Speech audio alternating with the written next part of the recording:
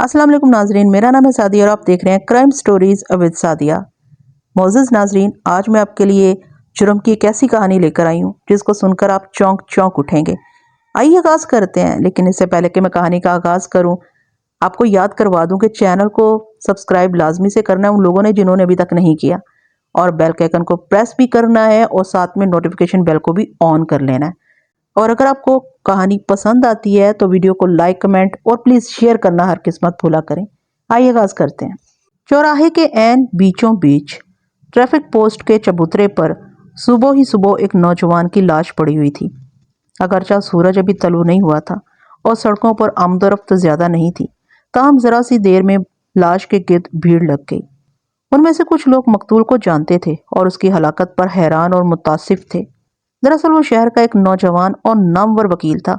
वह बड़ी शोहरत हासिल कर चुका था और उसके बारे में ये मशहूर हो गया था कि उसके पास किसी मुकदमे का पहुंचना ही इस अमर की दलील है कि वो केस मुक्कल के हक में फसील हो चुका है। उसका नाम भी इत्तफाक से अब्दुल वकील था और नाम की इसकी शख्सियत पर गहरी छाप थी। पुलिस इंस्पेक्टर रशीद 3 सिपाहियों के साथ चाय वारदात पर पहुंचा तो लोग इधर उधर हट गए। इब्तदाई कार्रवाई के बाद मकतूल की जेबों की तलाशी ली गई तो कोई काबिल जिक्र चीज बरामद नहीं हुई और उसकी मुख्तलिफ जेबों से सिर्फ 4 अशिया निकली। 2,500 रुपये के नोट, एक मुलजिम की गैर टाइपशुदा बेल एप्लीकेशन, हाईलाइट का क्लब मेंबरशिप का कार्ड और सिगरेट लाइटर। सिगरेट का पैकेट उसकी जेब में मौजूद नहीं था, शायद सिगरेट खत्म हो गए थे। इंस्पेक्टर रशीद ने अपनी तफ्तीश का आगाज उस मुलजिम से किया जिसकी जमानत के कागजात वकील साहब की जेब से बरामद हुए थे। इंस्पेक्टर की ये कोशिश बेकार साबित हुई। वकील के कत्ल का कोई गोशा वाज़ेह न हो सका सिवाय इसके कि मुलजिम जिना बिल जबर के एक केस में मुलविस है। उसने अपने 3 साथियों के साथ एक ऐसे मकान पर धावा बोल दिया था जहां एक नौजवान लड़की अकेली थी और वो लोग रात भर उसके साथ शैतानी खेल खेलते रहे थे। जाहिर है इंस्पेक्टर रशीद को इस अमर से कोई दिलचस्पी नहीं होना चाहिए थी। मुआशरे में इस किस्म के वाकयात इस कदर आम हो चुके थे कि सस्पेंस और सनसनी बिल्कुल खत्म होकर रह गई थी। अगवा, डाका जनी और मुजरिमाना हमलों की वारदातें सोसाइटी का एक लाजमी जुज बनकर रह गई थी। पुलिस इन वारदातों की जिम्मेदारी कबूल करने के लिए तैयार नहीं थी। पुलिस के बड़ों का कहना था कि नई नस्ल की उठान ही कुछ ऐसी है कि नाकस तरबियत या किसी भी वजह से उनके जहन जराइम की आमाज का बन जाते हैं, जबकि पुलिस डिपार्टमेंट मुआशरे को सुधारने के लिए वजूद में नहीं आया। पुलिस उस वक्त हरकत में आती है जब कोई जुर्म होता है। इंस्पेक्टर रशीद को क्लब से भी कोई खास मालूमात हासिल नहीं हो सकी। मकतूल के घर वाले भी अपने बयानात में किसी ऐसी वैसी बात की निशानदही नहीं कर सके जो कत्ल के मुहर्रकात पर रोशनी डालती। इंस्पेक्टर रशीद खुद भी एक कूड़ मगज पुलिस ऑफिसर था और हमेशा यही तवक्का करता था कि मुजरिम खुद उसके पास दौड़ा चलाए और इस्तदा करे कि मेरे हाथों में हथकड़ियाँ डाल दीजिए। अलबत्ता उसे मकतूल के लवाहिकीन से काम की बात मालूम हो गई। इत्तफाक से इंस्पेक्टर ने उसे अहम समझ लिया। दरअसल मकतूल के वरसा ने अपने बयान में समर की जानिब इशारा किया था कि शहर के एक मशहूर बैरिस्टर नरेश कुमार से उसके बहुत गहरे मरासिम थे। इंस्पेक्टर रशीद नरेश कुमार के दफ्तर पहुंचा तो वो मोकल में घिरा हुआ था। नरेश कुमार एक मोअज़्ज़ज़ और बासर वकील था। इंस्पेक्टर की इतनी जुर्रत नहीं थी कि उसके काम में मुदाखलत करके अपनी बात शुरू कर दे। उसे तकरीबन 1.5 घंटे इंतजार करना पड़ा और जब वो वकील के सामने कुर्सी पर बैठने लगा तो नरेश कुमार ने माजरत तलब लहजे में कहा, माफ़ कीजिएगा, आपको इंतजार की खासी जहमत उठाना पड़ी। कोई बात नहीं, इंस्पेक्टर ने खुश तबई का मुजाहरा किया। अब हम ज्यादा इत्मीनान से गुफ्तगू कर सकेंगे। फरमाइए, मैं आपकी क्या खिदमत कर सकता हूँ। नरेश कुमार कुर्सी की पुस्तका से टिक गया। बैरिस्टर वकील की मौत का यकीनन आपको इल्म होगा। हाँ, वो मेरे अच्छे दोस्तों में से था। नरेश कुमार गहरी सांस लेकर कहने लगा, मुझे उसकी बेवक्त मौत का बहुत दुख हुआ है। मुझे भी यही मालूम हुआ है कि आपके दरमियान गहरे मरासिम थे। इंस्पेक्टर कहने लगा, और दोस्तों के राज एक दूसरे पर मुनकशिफ होते हैं, चुनांचा आप भी मकतूल की जिंदगी के मुख्तलिफ पहलुओं से जरूर वाकिफ होंगे। नरेश कुमार पर अचानक गहरी संजीदगी तारी हो गई। चंद लम्हों बाद ठहरे हुए लहजे में कहने लगा, इंस्पेक्टर, आदमी के जाहिर और बातन में बड़ा फर्क होता है। हर आदमी ने एक लिबादा ओढ़ रखा है और एक हॉल में बंद है। कभी इस हॉल से बाहर निकल आता है और कभी अंदर चला जाता है, और यूं शख्सियत की तकसीम अमल में आ जाती है। हो सकता है अब जाहिर जो नजर आ रहे हैं हकीकत में वो ना हो, और हो सकता है जो कुछ मैं दिखाई देता रहा हूं अंदर से उसके बरक्स हूं। एक तो नहीं, मेरी शख्सियत के बहुत से पहलू हों, मुझसे बेशुमार राज वाबस्ता हूं, और मेरा मुम्मा जिंदगी अजीब वाकयात से इबारत हो। जनाब वकील साहब, पुलिस ऑफिसर कहने लगा, मैं एक सब इंस्पेक्टर हूँ اور اتنا پڑھا لکھا نہیں ہوں کہ آپ کی یہ عالمانہ گفتگو سمجھ سکوں۔ میں دراصل مقتول کے بارے میں وہی عرض کر رہا تھا۔ نریش کمار نے اس کی بات کاٹ دی۔ دراصل ہر آدمی میں جہاں اچھائیاں ہوتی ہیں وہیں کچھ خامیاں بھی ہوتی ہیں۔ مقتول عبد الوکیل بھی اس سے مبرہ نہیں تھا۔ آپ کی بات سے کوئی مطلب واضح نہیں ہوا۔ کیا مقتول کسی اخلاقی برائی میں ملوث تھا؟ ہاں، عورت اور شراب اس کی کمزوری تھی۔ یہ پہلو عام لوگوں سے نظروں سے پوشیدہ تھا۔ عورت اور شراب۔ انسپکٹر کے منہ میں پانی بھر آیا۔ ہونٹ چڑھتا ہوا بولا، مقتول سے آپ کی آخری ملاقات کب ہوئی تھی؟ 1 ماہ قبل۔ کیا مطلب؟ انسپکٹر چونکا۔ اس دوران میں آپ ایک دوسرے سے کیوں نہیں ملے؟ کوئی خاص بات نہیں تھی، بس ذرا ناچاکی ہو گئی تھی۔ ناچاکی کی وجہ پوچھ سکتا ہوں؟ نریش کمار نروس سا ہو گیا، کہنے لگا، ایک لڑکی کا معاملہ تھا۔ لڑکی کا معاملہ؟ انسپکٹر پھر بے چین نظر آنے لگا۔ ذرا تفصیل بتائیے۔ کوئی خاص تفصیلات نہیں، نریش کمار نے جواب دیا۔ روزی ہمیں ساحل سمندر پر ملی تھی۔ وہ میری جانب ملتفت تھی، مگر عبد الوکیل اسے اپنی طرف راغب کرنا چاہتا تھا اور یہی بات تنازع کا باعث بنی۔ روزی کا کیا بنا؟ انسپکٹر نے پوچھا۔ روزی کو اس نے مجھ سے متنفر کر دیا تھا، نریش کمار کہنے لگا۔ وہ بلا شرکت غیر اس کا مالک بننا چاہتا تھا اور اپنی دانست میں خود کو اسی کوشش میں کامیاب سمجھ رہا تھا۔ گویا لڑکی اس کی لا علمی میں آپ سے ملتی رہی تھی۔ ہاں، اس کا مطلب ہے وہ اچھے کیریکٹر کی مالک نہیں ہے۔ کچھ اور لوگوں سے بھی اس کے تعلقات ہوں گے۔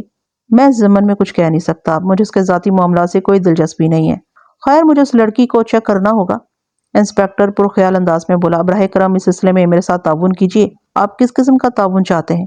آپ اس کی رہائش گاہ سے ضرور واقف ہوں گے، ہم وہیں اس سے ملاقات کریں گے۔ مجھے اس کی رہائش کا علم نہیں ہے، ہم ہوٹل میں ملتے رہے ہیں۔ آپ نے کبھی اس کا پتہ دریافت کرنے کی کوشش نہیں کی؟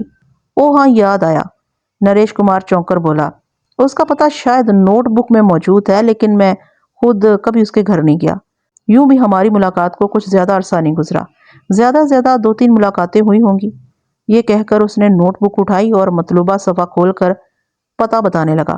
دیکھیے انسپکٹر، 260 گلزار سوسائٹی، یہاں تو سب بڑے لوگ رہتے ہیں۔ انسپکٹر پتہ نوٹ کرتا ہوا بولا۔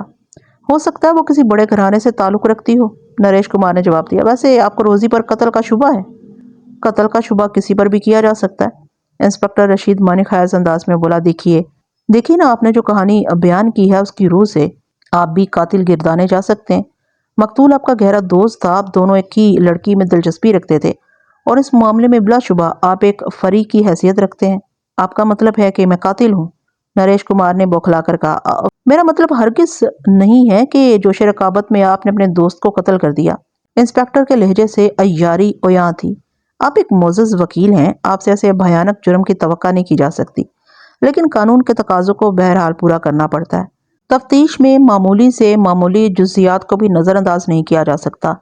آپ خود اپنے بیان کے مطابق پکچر میں موجود ہیں، یہ بہت مشکل ہوگا کہ مقدمے کی کارروائی سے آپ کو علیحدہ رکھا جائے۔ نریش کمار کے چہرے پر گھبراہٹ کے آثار نمودار ہوئے۔ وہ جلدی سے بولا، انسپکٹر، میں اس کیس میں ملوث ہونا نہیں چاہتا۔ یہ میرے سوشل اسٹیٹس کا معاملہ ہے، میرے وقار اور میرے پیشے کی حرمت کی بات ہے۔ میرے کلائنٹ مجھ سے بدظن ہو سکتے ہیں اور میرا کاروبار متاثر ہو سکتا ہے۔ میں آپ کی پریشانیاں سمجھ رہا ہوں۔ انسپکٹر کی آنکھوں میں ایسی چمک تھی جو بلی کی آنکھوں میں اپنے شکار پر حملہ کرتے وقت ہوتی ہے۔ لیکن میری مجبوریاں بھی ملحوظ رکھیے۔ آپ خود قانون دان ہیں، کسی کیس کی تفتیش کی باریکیوں اور پیچیدگیوں کو بخوبی سمجھتے ہوں گے۔ تمام عوامل کو یکجا کرنا پڑتا ہے اور میں آپ کا مطلب سمجھ رہا ہوں۔ نریش کمار نے ہاتھ اٹھا کر انسپکٹر کو بولنے سے روک دیا۔ پھر اس نے میز کے دراز سے بڑے بڑے نوٹوں کی ایک بڑی گڈی نکال کر انسپکٹر کی طرف بڑھا دی اور بولا، مقدمے کی کارروائی میں میرا نام نہیں آنا چاہیے انسپکٹر۔ انسپکٹر نے نوٹوں کا جائزہ لیا۔ آیا وہ نشان زدہ تو نہیں ہے؟ پھر اس نے گڈی احتیاط سے کوٹ کی اندرونی جیب میں رکھ لی اور کہنے لگا، اس کی کوئی ضرورت نہیں تھی۔ پولیس اور وکلا حضرات کا چولی دامن کا ساتھ ہوتا ہے اور ہمیں ایک دوسرے کے ساتھ تعاون کرنا ہی پڑتا ہے۔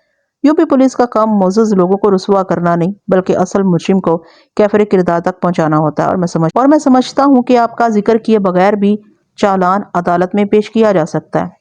انسپکٹر رشید گلزار سوسائٹی کی کوٹھی نمبر 260 پر پہنچا تو شام کے 7 بج رہے تھے۔ یہ روزی کا وہی ایڈریس تھا جو اس نے نریش کمار سے حاصل کیا تھا۔ صدر دروازے پر کال بیل کا بٹن موجود تھا۔ بٹن پش کرنے کے بعد انسپکٹر کو انتظار کی زیادہ زحمت برداشت نہیں کرنا پڑی۔ ذرا دیر بعد ہی ایک خوبصورت لڑکی نے دروازہ کھولا۔ انسپکٹر کو وہ لڑکی سے زیادہ لڑکا معلوم ہوئی۔ اس نے کولہوں پر ہاتھ رکھ کر پوچھا، آپ کو کس سے ملنا ہے انسپیکٹر؟ میں مس روزی سے ملنا چاہتا ہوں۔ لڑکی کی آنکھوں میں حیرت تھی۔ مس روزی سے؟ انسپیکٹر نے دوبارہ کہا۔ یہاں کوئی مس روزی نہیں رہتی، مجھے یہی پتہ بتایا گیا ہے۔ غلط بتایا گیا ہے، لڑکی نے ناگواری سے کہا۔ کسی نے آپ کے ساتھ مذاق کیا ہوگا۔ یہ central excise and land custom کے سپریڈنٹ کا بنگلہ ہے، اور میں ان کی بیٹی ہوں، اور ہمارا کسی روزی سے کوئی تعلق نہیں ہے۔ دروازہ بند ہو چکا تھا اور انسپیکٹر حیران کھڑا تھا۔ لڑکی کے رویے سے زیادہ اسے بنگلے کی شان و شوکت نے حیرت زدہ کیا تھا۔ ایکسائز سپریڈنٹ اور یہ شاندار بنگلہ؟ بات اس کی سمجھ میں نہیں آتی تھی۔ دفعتاً اسے اپنی جیب میں پڑی ہوئی نوٹوں کی گڈی کا خیال آیا، اور اس نے یوں سر ہلایا گویا پوری بات اس کی سمجھ میں آ گئی ہو اور اس میں تعجب کا سرے سے کوئی پہلو ہی نہ ہو۔ عمارت سے نکل کر وہ اپنی سرکاری موٹر سائیکل پر روانہ ہوا تو سوچ رہا تھا کہ نریش کمار نے دانستہ غلط بتایا، یا خود اس سے لکھنے میں غلطی ہوئی ہے تو اسے درست کر لے۔ لیکن پھر خیال آیا کہ نریش کمار سے وہ فون پر رابطہ قائم کرے گا۔ یہ سوچ کر اس نے موٹر سائیکل ایک مشہور شاپنگ سینٹر کی طرف موڑ دی۔ دراصل اس کی جیب میں کرنسی نوٹوں کی خاصی تعداد موجود تھی، اور اس کی بیوی بہت دنوں سے اعلیٰ درجے کی ساڑیوں کی فرمائش کر رہی تھی۔ انسپیکٹر رشید بہت دیر تک نریش کمار کے نمبر ڈائل کرتا رہا، لیکن ہر بار فون انگیج ملا۔ اس نے یہی مطلب اخذ کیا کہ شاید فون خراب ہو گیا ہوگا، اور صبح وہ خود وکیل سے ملاقات کرے گا۔ کھانے کے دوران اس کی بیوی رشوت اور اس کی برائیوں پر روشنی ڈالتی رہی کہ آدمی کو جائز ذریعہ آمدنی اختیار کرنا چاہیے۔ ساتھ ہی اس نے اس بات کی نشاندہی بھی کی کہ پڑوس کے ہیڈ محرر کی بیوی نے جو سونے کا ہار بنوایا ہے وہ اپنی مثال آپ ہے، اور یہ کہ اگر ہار نہیں تو کم سے کم اسے ایک لاکٹ ہی بنوا دیا جائے۔ اگلی صبح انسپیکٹر ناشتے سے فارغ ہونے کے بعد نریش کمار کی طرف جانے کی تیاری کر رہا تھا کہ ہاکر اخبار لے آیا۔ پہلے صفحے پر نظر پڑتے ہی انسپیکٹر یوں چونک پڑا گویا دہکتے ہوئے انگاروں پر پیر پڑ گیا ہو۔ صفحہ اول کے تیسرے کالم میں نریش کمار کی تصویر موجود تھی، اور دو کالمی خبر کچھ اس طرح تھی۔ شہر کے مشہور بیرسٹر نریش کمار کو نامعلوم افراد نے گولی مار کر ہلاک کر دیا۔ خبر پڑھ کر انسپیکٹر پر کچھ دیر کے لیے سکتے کی سی کیفیت طاری ہو گئی۔ اسے یقین نہیں آ رہا تھا کہ نریش کمار قتل ہو چکا ہے، لیکن جو اخبار اس کے ہاتھ میں تھا وہ ملک کا ایک بڑا معتبر جریدہ تھا۔ علاوہ ازیں کوئی چھوٹا موٹا اخبار بھی کسی بڑی شخصیت کی موت کی من گھڑنٹ خبر شائع کرنے کی جرات نہیں کر سکتا تھا۔ بہرنو نریش کمار کے قتل پر افسوس کرنے سے زیادہ اسے خوشی اس بات کی تھی کہ واردات اس کے علاقے میں نہیں ہوئی تھی اور تفتیش کی ذمہ داریوں سے بچ گیا تھا۔ چنانچہ اس نے یہ سوچنے کی زحمت گوارا نہیں کی کہ قاتل کون ہے اور قتل کے محرکات کیا ہو سکتے ہیں۔ البتہ اس کی موٹی عقل میں یہ بات ضرور سما گئی کہ نریش کمار کا قتل بھی اس کے دوست عبد الوکیل کے قتل کے سلسلے کی ایک کڑی ہے۔ یکے بعد دیگرے شہر کے دو نامور وکیلوں کی ہلاکت پر بار ایسوسی ایشن نے سخت غم و غصے کا اظہار کیا اور انتظامیہ پر کڑی نکتہ چینی کی، جو قاتلوں کو پکڑنے میں ابھی تک ناکام رہی تھی۔ اخبارات نے بھی خوب واویلا مچایا اور عوام کے دیگر طبقوں سے بھی شدید رد عمل کا اظہار کیا گیا۔ عام خیال یہی تھا کہ مجرموں کا کوئی گروہ ایسے وکلا سے انتقام لے رہا ہے جو ماضی میں انہیں عدالت سے سزا دلانے کا موجب بنے یا بھاری فیس وصول کرنے کے باوجود انہیں سزا سے بچانے میں ناکام رہے۔ لیکن یہ استدلال اس وقت باطل ثابت ہو گئے جب ٹھیک 10 روز بعد شہر کے ویران علاقے میں ایک نوجوان کی لاش پڑی پائی گئی۔ مقتول نہ خود وکیل تھا اور نہ وکیلوں کے خاندان سے کوئی تعلق رکھتا تھا۔ وہ ایک مشہور صنعت کار کا بیٹا تھا اور اس کی موت خواب آور گولیاں کھانے سے واقع ہوئی تھی۔ انسپیکٹر رشید کی بوکھلاہٹ اپنے عروج پر تھی، کیونکہ نوجوان کی لاش اس کے علاقے سے دستیاب ہوئی تھی اور ایک مزید قتل کی تفتیش اس کے ناتواں کندھوں پر آن پڑی تھی، جبکہ صورتحال یہ تھی کہ وہ ابھی تک پہلی واردات کے سراغ نہیں لگا سکا تھا۔ افسران بالا کی لان تان اور اخبارات کی لے دے سے وہ بہت پریشان تھا اور اس وقت کو کوس رہا تھا جب اس کے مرحوم باپ نے اسے پولیس میں بھرتی کرایا تھا، جو خود بھی پولیس کے اعلیٰ عہدے پر فائز تھا مگر اس کی طرح عقل سے عاری نہیں تھا۔ قتل کی تازہ واردات میں انسپیکٹر رشید کی تفتیش اس مرحلے سے آگے نہیں بڑھ سکی کہ مقتول ایک صنعت کار کا اکلوتا بیٹا تھا۔ اس کی موت زیادہ تعداد میں خواب آور گولیاں کھانے سے واقع ہوئی تھی۔ اس کی جیب سے ریمبو سوئمنگ کلب کا ممبرشپ کارڈ برآمد ہوا تھا۔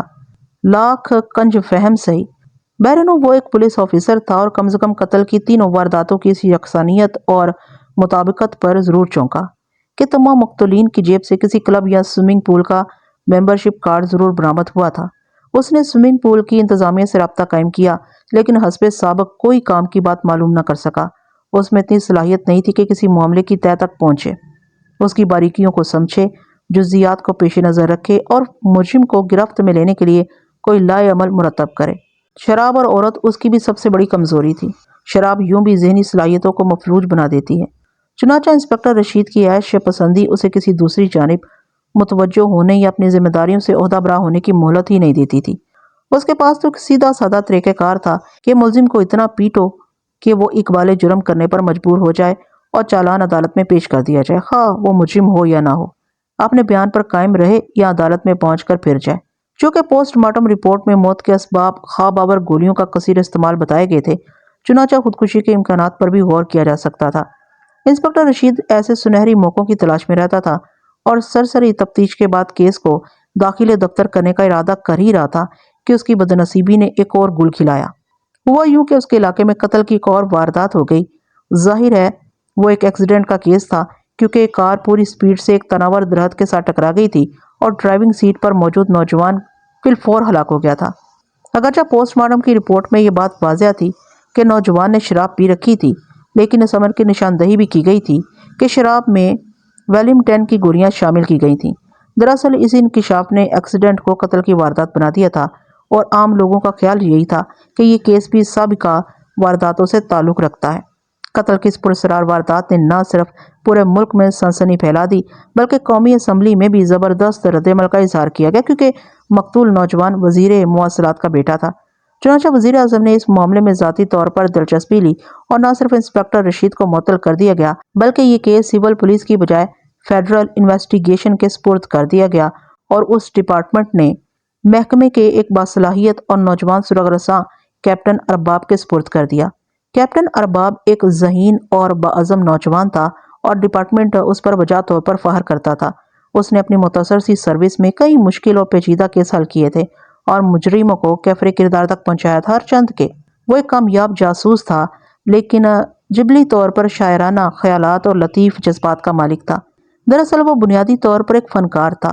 گو جاسوسی بھی ایک مشکل فن ہے، لیکن ارباب ایک بہترین مصور تھا اور تصویر کشی میں اپنا جواب نہ رکھتا تھا۔ مصوری کا شوق اسے بچپن سے تھا اور اب اس میں کمال حاصل کر لیا تھا۔ اندرون ملک کئی بار اس کی نمائش ہو چکی تھی اور اس نے بڑی شہرت پائی تھی۔ ڈپارٹمنٹ نے اسے اجازت دے رکھی تھی کہ تجارتی مقاصد سے ہٹ کر وہ اپنا شوق جاری رکھ سکتا تھا۔ عوامی حلقوں میں وہ ایک مصور کی حیثیت سے جانا پہچانا جاتا تھا، اور بہت کم لوگ یہ جانتے تھے کہ اس کا تعلق ملک کی ایک اہم ایجنسی سے ہے اور وہ اعلیٰ عہدے پر فائز ہے۔ کیپٹن ارباب کے پاس تمام کیسوں کی فائلیں پہنچ چکی تھیں۔ بیرسٹر عبدالوکیل اور نریش کمار کے کیس ایک ہی نوعیت کے تھے، جبکہ صنعت کار کے بیٹے اور وزیر مواصلات کے لڑکے کے قتل کی وارداتیں بھی آپس میں گہری مطابقت رکھتی تھیں، اور ان چاروں واقعات میں ایک بنیادی رشتہ محسوس ہوتا تھا۔ سب اعلیٰ حیثیت کے لوگ تھے، ہر ایک کی جیب سے کسی کلب کا ممبرشپ کارڈ برآمد ہوا تھا، اور تمام کے قتل کی وجہ بھی نامعلوم تھی۔ تاہم ہر قتل کے پس منظر میں ایک لڑکی ضرور تھی۔ پولیس کی رپورٹیں بھی یہی ظاہر کرتی تھی اور اخبارات بھی اس امر کی نشاندہی کر رہے تھے، مگر اس سلسلے میں کوئی واضح اشارہ نہیں ملتا تھا۔ تاہم اخبارات کی تفصیلات سے اس بات کا بھرپور تاثر ملتا تھا کہ تمام مقتولین عیاش، تباہ اور مشکوک کردار کے مالک تھے۔ کیپٹن ارباب نے سوچا ہر واقعے کی از سر نو فردن فردن انکوائری کرنا ہوگی، ورنہ پولیس کی اب تک کی تفتیش سے کوئی راہ متعین کرنا مشکل ہے۔ اگلے روز وزیر مواصلات نے کیپٹن ارباب کو اپنے دفتر میں طلب کیا۔ ارباب کی نظر میں پوری کابینہ میں اگر کوئی قابل ذکر ہستی تھی تو وہ وزیر مواصلات کی ذات تھی۔ بعض لوگ موصوف کی پارٹی کے بارے میں یہاں تک کہتے تھے کہ ان کے نام کی قسم کھائی جا سکتی ہے۔ کیپٹن ارباب وزیر مواصلات کے دفتر پہنچا تو وہ بے چینی سے اس کے منتظر تھے۔ وہ ایک پسندیدہ شخصیت کے مالک تھے۔ چہرے پر گھنی داڑھی اور پیشانی پر سجدوں کا نشان واضح نظر آ رہا تھا۔ ان کے ہونٹوں پر ہر وقت ایک پرخلوص سی مسکراہٹ کھیلتی رہتی تھی، لیکن اس وقت وہ بہت رنجیدہ اور ملول تھے۔ انہوں نے کیپٹن کے سلام کا جواب دے کر اسے بیٹھنے کا اشارہ کیا۔ بعد ازاں وہ کہنے لگے، کیپٹن، تم کو شاید علم ہوگا کہ مقتول ناصر میرا اکلوتا بیٹا تھا۔ تم صاحب اولاد نہیں ہو، ورنہ اس غم کو محسوس کرتے کہ جوان اور اکلوتے بیٹے کی موت کتنی حسرت ناک اور وحشت خیز ہوتی ہے۔ قدرت نے میرے ساتھ عجیب مذاق کیا ہے۔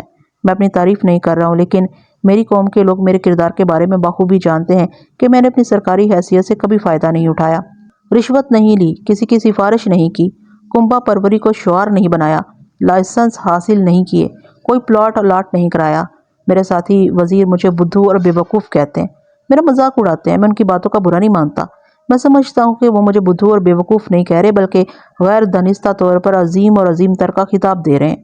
جناب والا، کیپٹن ارباب نے مؤدبانہ لہجے میں کہا، آپ کے کردار کی عظمت اور بلند اخلاقی سے کون واقف نہیں؟ پوری کابینہ میں محض آپ کی ذات ہے جو اپنے دل میں قوم کا سچا درد رکھتی ہے۔ آپ سیاست کے میدان میں مشعل راہ ہیں۔ اگر حکومت کی سطح کے تمام لوگ آپ کے کردار کو اپنا لیں تو اس قوم کے تمام دکھ درد دور ہو جائیں۔ عوام بھی میں جیسا کچھ بھی ہوں۔ وزیر موصوف نے کیپٹن کو مزید تعریف سے روک دیا۔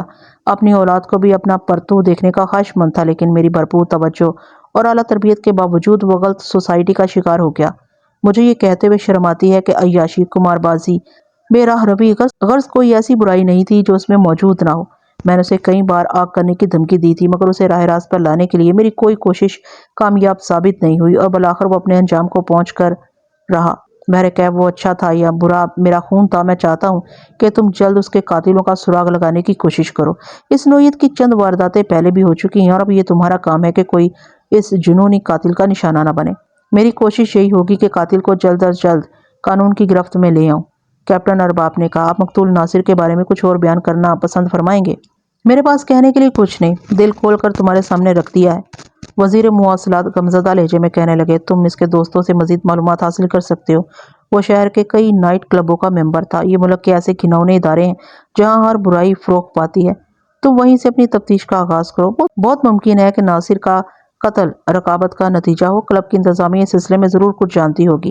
کیپٹن ارباب نے وزیر موصوف کی ہدایت پر عمل کرنے کا وعدہ کیا اور اجازت طلب کر کے رخصت ہو گیا۔ شہری ہوا بازی کے محکمے کے سربراہ کا لڑکا، جس کی مونچھیں چنگیز خان سے مشابہ تھیں اور جس کا منحنی وجود عدم وجود کے برابر تھا، کیپٹن ارباب کے سامنے بیٹھا ہوا برے برے منہ بنا رہا تھا۔ کیپٹن نے اسے سگریٹ پیش کی اور دوستانہ لہجے میں پوچھا، آپ کا نام شیخ شمشاد ہے؟ ہاں جی، یہی میرا نام ہے۔ وزیر مواصلات کے بیٹے مقتول ناصر سے آپ کے گہرے تعلقات تھے۔ آپ اس کی نجی زندگی کے بارے میں بہت کچھ جانتے ہوں گے۔ ہاں۔ آپ نے ناصر کو آخری بار کب اور کہاں دیکھا تھا؟ شبستان کے فلور پر۔ وقوعہ کی شب؟ ہاں۔ اس کے ساتھ کوئی اور بھی تھا؟ ایک لڑکی تھی۔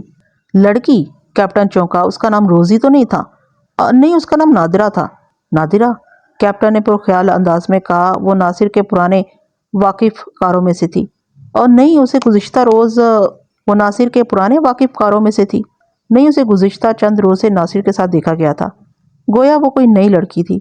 ہاں، وہ حال ہی میں کلب کی ممبر بنی تھی اور ناصر سے اس کی گہری دوستی ہو گئی تھی۔ آپ کو لڑکی کا حلیہ تو ضرور یاد ہوگا۔ لڑکی تو لڑکی ہوتی ہے۔ شمشاد معنی خیز انداز میں مسکرایا، میرا مطلب ہے اس کی شکل و صورت، قد و قامت، عادات و اطوار وغیرہ سے ہے۔ وہ ایک خوبصورت لڑکی تھی، لمبی سی، پتلی سی، نازک سی۔ وہ دونوں رقص کے دوسرے راؤنڈ تک فلور پر دیکھے گئے تھے اور جب رقص کے تیسرے راؤنڈ کے لیے موسیقی کا آغاز ہوا تو وہ گیلری سے چلے گئے تھے۔ اوہو، کیپٹن ارباب نے دائرے کے انداز میں ہونٹ سکوڑے۔ آپ پورے یقین سے یہ بات کہہ رہے ہیں؟ یس۔ شکریہ مسٹر شمشاد۔ کیپٹن اٹھتا ہوا بولا، آپ نے بے حد مفید معلومات فراہم کی ہیں۔ میں اس وقت شبستان جا رہا ہوں۔ ویسے مطمئن رہیے، مجھے آپ پر قتل کا شبہ نہیں ہے۔ کلب کا مینیجر ایک ادھیڑ عمر شخص تھا۔ وہ اپنی موجودہ حیثیت سے زیادہ کسی یتیم خانے کا منتظم نظر آ رہا تھا۔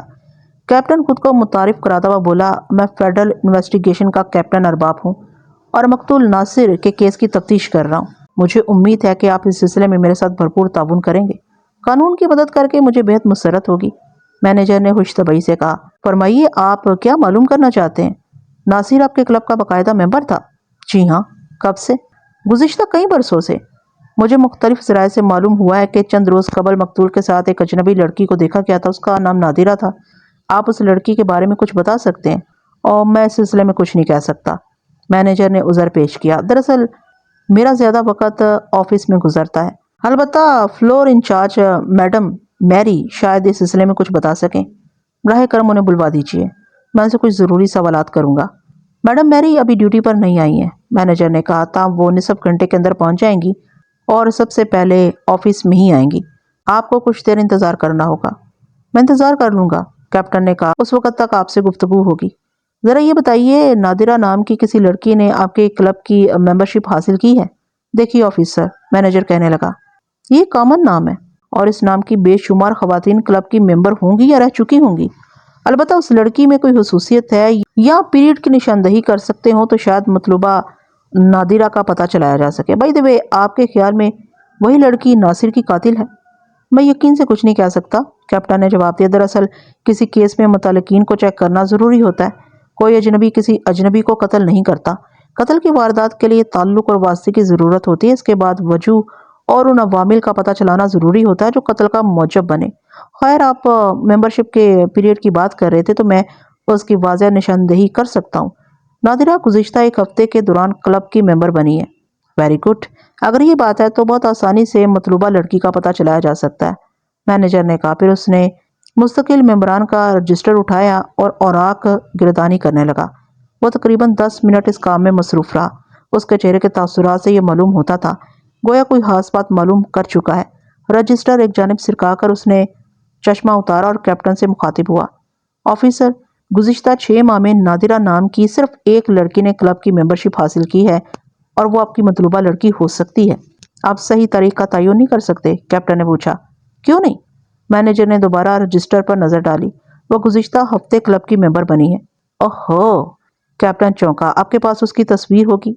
جی نہیں، ہمارے ہاں ممبرشپ فارم کے ساتھ تصویر لگانے کا قاعدہ نہیں ہے۔ یہ ذرا غیر مہذب سی بات ہے۔ دیکھیے نا، ہم پولیس کا ڈپارٹمنٹ تو نہیں چلا رہے ہیں نا۔ یقیناً یقیناً، کیپٹن نے تائید کی۔ ویسے آپ کے کلب میں کسی نئے ممبر کو انٹروڈیوس کرانے کا قاعدہ تو ضرور ہوگا۔ جی ہاں، ذرا بتائیے نادرہ کو کس نے متعارف کرایا تھا؟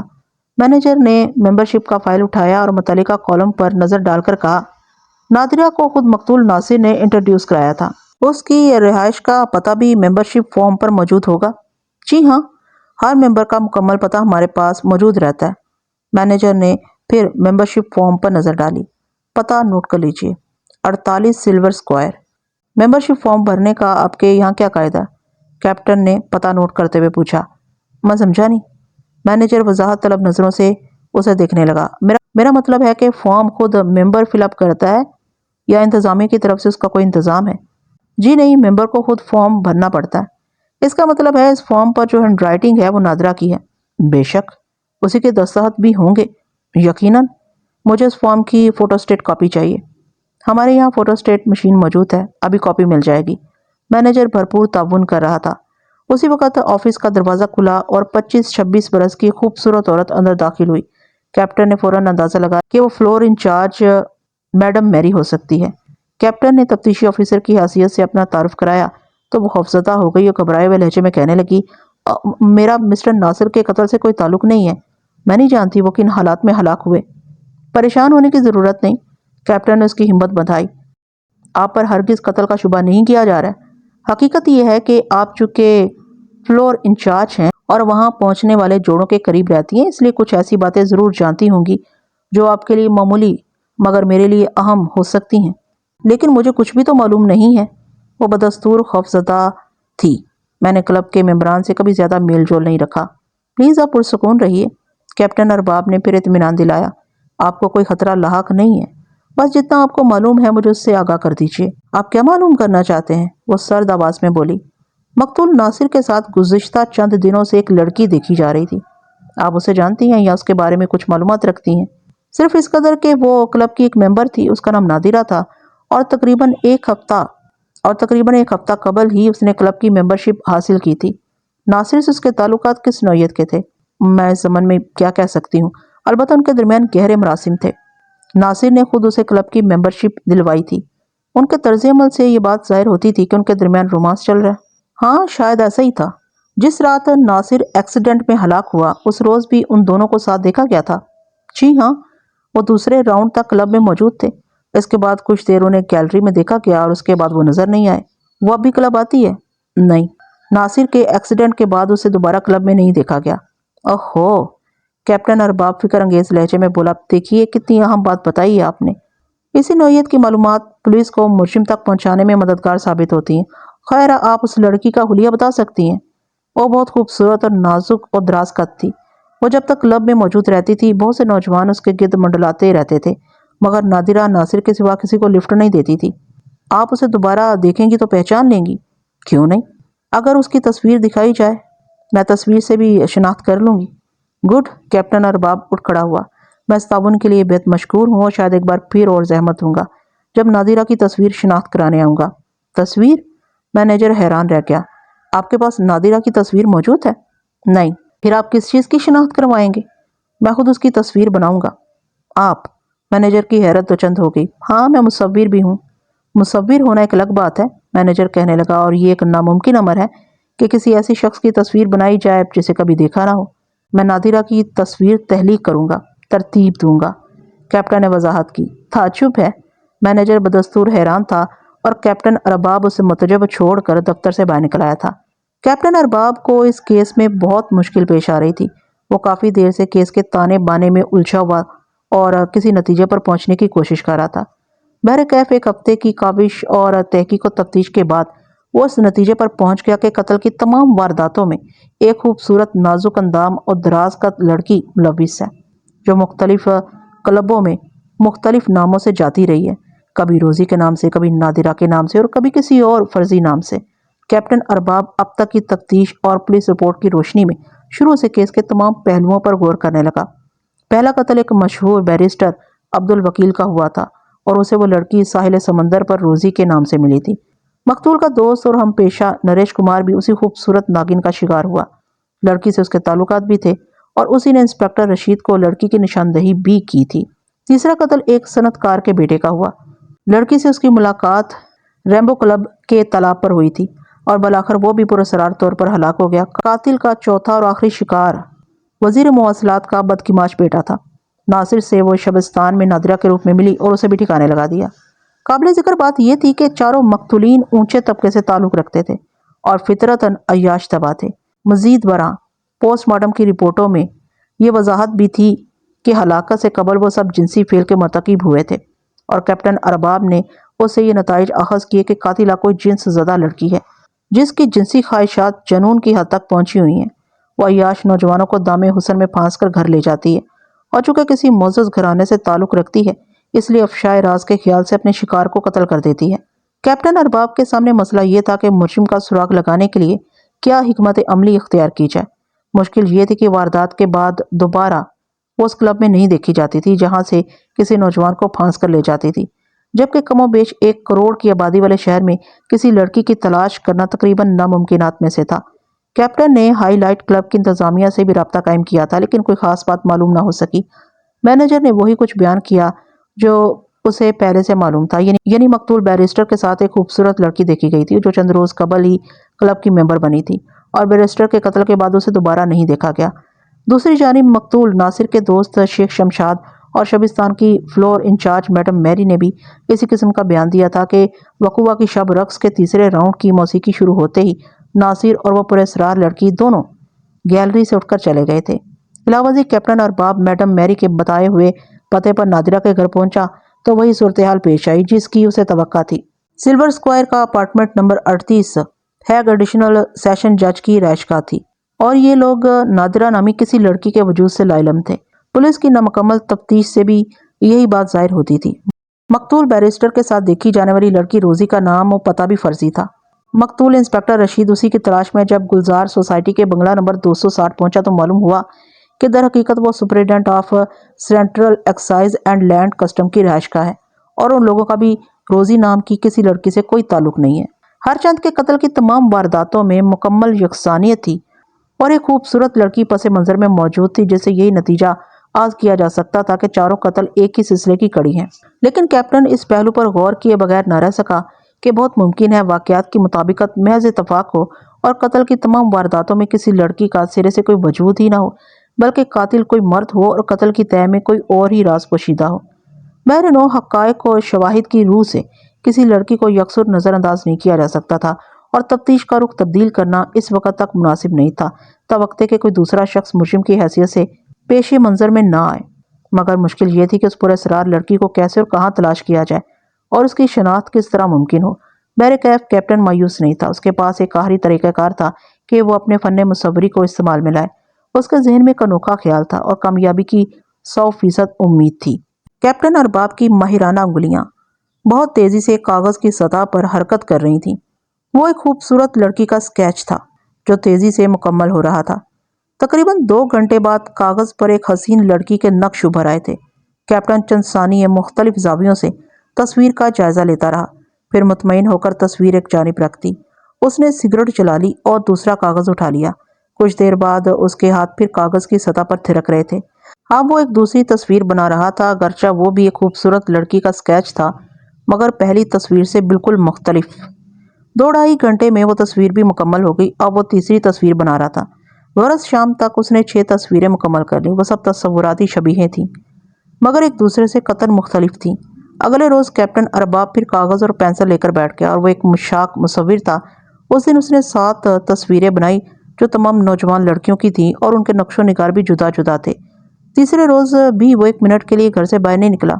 उस रोज़ भी कैप्टन ने 7 तस्वीरें मुकम्मल की और रात के 10 बजे उसने जब काम ख़त्म किया तो 3 दिन की लगातार मेहनत से बहुत थक चुका था। इस दौरान उसने मुख्तलिफ खुदो-ख्याल की 20 तस्वीरें मुकम्मल कर ली थीं। ये ख्याली तस्वीरें एक से बढ़कर हसीन और फ़न मुसव्वरी का शाहकार थीं। बारी बारी उसने तमाम तस्वीरों पर एक तनकीदी नज़र डाली और मुतमईन होकर उन्हें एक बड़े लिफाफे में बंद कर दिया। अगले दिन कैप्टन अरबाब अपनी तहलीक करदा 20 तस्वीरों का पैकेट उठाए शबिस्तान में दाखिल हो रहा था। मैनेजर इतनी बहुत सी तस्वीरें देखकर हैरान रह गया। फ्लोर इंचार्ज मैरी भी दफ्तर में मौजूद थी। कैप्टन को देखकर वो किसी कदर नर्वस हो गई। दरअसल कैप्टन उसी से मुखातिब हुआ था। उसने अपने काम का आगाज़ यूं किया कि 20 तस्वीरों में से एक तस्वीर निकालकर मैडम मैरी की तरफ बढ़ाई और कहने लगा, मैडम ज़रा ये बताइए, ये तस्वीर नादिरा से किस कदर मुशाबहत रखती है? मैडम मैरी ने तस्वीर को बगौर देखा, फिर कहने लगी, नहीं जनाब, ये तस्वीर नादिरा से बिल्कुल नहीं मिलती। और ज़रा इसे देखिए। कैप्टन अरबाब ने दूसरी तस्वीर निकाली। मैडम मैरी ने उसे भी गौर से देखा और बोली, ये भी नहीं। कैप्टन अरबाब ने तीसरी तस्वीर उसकी जानिब बढ़ाई और वो दूर ही से देखकर कहने लगी, नहीं ऑफिसर, नादिरा में और इस तस्वीर में ज़मीन आसमान का फ़र्क है। वो बहुत हसीन थी और इसके खुदो हाल में कुछ ऐसी इनफरादियत थी कि उसे सैकड़ों में पहचाना जा सकता है। क्या इनफरादियत थी? कैप्टन अरबाब ने पूछा। मैं अल्फाज के ज़रिए उसकी शक्ल शुबाहत का नक्शा नहीं खींच सकती, ना मुसव्विर हूँ कि तस्वीर बना सकूँ। बस यूँ समझ लीजिए कि वो इन तस्वीरों से मुख्तलिफ थी। ज़रा ये तस्वीर देखिए। कैप्टन अरबाब ने उसे चौथी तस्वीर दिखाई। उस तस्वीर को मैडम मैरी बहुत गौर से देखने लगी। ज़रा देर बाद पुरख्याल अंदाज में बोली, हाँ, इस तस्वीर के होंठ हूबहू नादिरा से मुशाबे हैं। गुड। कैप्टन की आंखों में यकायक चमक पैदा हो गई। उसने तस्वीर पर लफ्ज़ होंठ लिखा और सबसे अलग रख दी। इसके बाद 5वीं से 9वीं तस्वीर तक मैडम मैरी इनकार में गर्दन हिलाती रही, लेकिन 10वीं तस्वीर देखते ही वो चौंक पड़ी और बवसूख अंदाज में कहने लगी, इस तस्वीर की आंखें बिल्कुल नादिरा की तरह, सर मुंह फर्क नहीं। एक्सीलेंट। कैप्टन की आंखों में एक बार फिर चमक पैदा हुई और उसने तस्वीर पर आंखें लिखकर उसे भी अलग रख दिया। इसी तरह मैडम मैरी ने 20 तस्वीरों में से 8 तस्वीर की निशानदेही की। उनमें से किसी के बाल नादिरा से मुताबिकत रखते थे, किसी के रुखसार, किसी की भवें। एक तस्वीर में नाक और एक में दांतों की मुमासिलत बयान की गई थी। कैप्टन हर तस्वीर पर मुमासिल एज़ा के नाम लिखता रहा था। 20वीं तस्वीर दिखाने के बाद उसने तमाम तस्वीरों को दोबारा लिफाफे में रख दिया और मेजर और मैडम मैरी का शुक्रिया अदा करता हुआ क्लब की इमारत से बाहर आ गया। कैप्टन ने तस्वीर को आखिरी टच दिए और ज़रा दूर हटकर नाकिदाना नज़रों से उसका जायज़ा लेने लगा। तस्वीर बहुत खूबसूरत थी, जैसे कोई यूनानी अलसपरा हो। दरहकीकत ये स्केच उन 8 तस्वीरों के मुख्तलिफ अज़ा का मजमुआ था जिनकी मैडम मैरी ने 20 तस्वीर में से निशानदही की थी। तस्वीर हर तरह मुकम्मल थी और कैप्टन ने उसकी तहलीक में अपने फ़न का भरपूर मुजाहरा किया था। उसी रोज़ कैप्टन ने उसके 3 फोटोग्राफ बनवाए और उन्हें जेब में डालकर शबिस्तान नाइट क्लब पहुंच गया।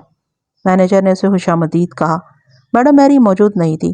कैप्टन को खासा इंतज़ार करना पड़ा। वो तकरीबन 2 घंटे बाद पहुंची और जब कैप्टन अरबाब ने उसके सामने वो प्रिंट रखा तो वो बेसाख्ता कह उठी, यही है, बिल्कुल यही है। ऑफिसर, आखिर इसे देखे बगैर आपने इतनी मुकम्मल जामा तस्वीर कैसे बना ली?